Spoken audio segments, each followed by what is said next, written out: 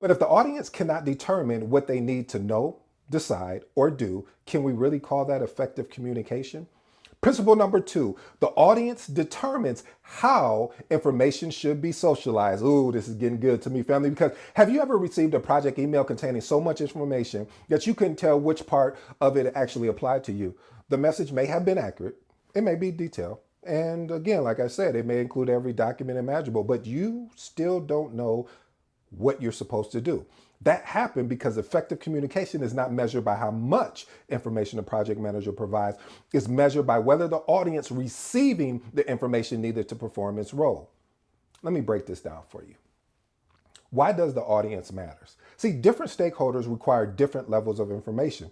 Executives, they care about the business impact, financial exposure, major risk, required decisions, and confidence in delivery. Now, the project team, they may just be concerned with, hey, what's assigned to me? What are my responsibilities, due dates, dependencies, defects, and immediate next step? A message can be technically accurate and still be ineffective if it does not help the audience understand, decide, or act. Here's the lesson, family. What does this actually look like? Experienced project managers do not move forward with the same generic message to everyone and call it communication. They translate the information to different audience. This does not mean changing the facts. Let me be crystal clear there.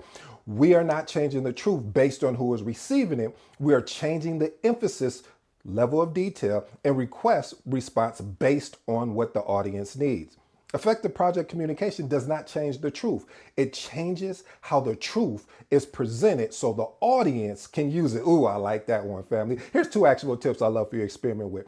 Translate the same information for different audience. Suppose project testing is 2 weeks behind schedule.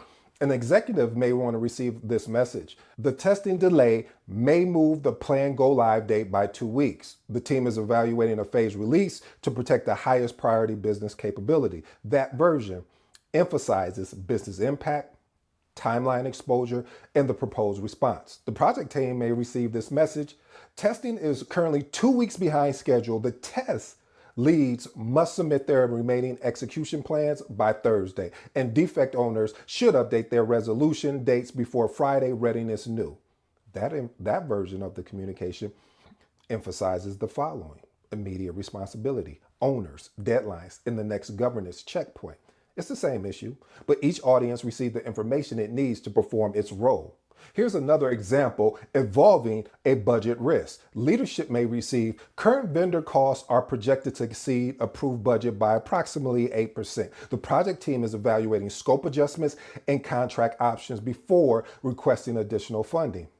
The delivery team may receive pause on unapproved vendor requests while we review the current forecast. Workstreams leads should submit their remaining vendors' needs by Tuesday so they can be included in the updated cost analysis. Same risk, just different information needs. Here's my professional advice, family. How do experienced project managers think? Experienced project managers understand that communication supports decisions. They do not select language based on how impressive it sounds. They identify the decision, action, or understanding the audience needs first. Then they choose the language that supports that outcomes. In other words, family, what I'm saying, the thinking comes first, the words just simply follow. But now we're approaching the hidden part of socialize this. What happens after information has been communicated and someone later claims they didn't know what was expected? Wow. See, now the right people have received the right version of the information. They understand what changed, why it matters, and what it was expected to do. But what happens 2 weeks later when the deadline is missed and someone says, I didn't know I was responsible for that? Isn't communication enough, or does important project information eventually need to become documented accountability?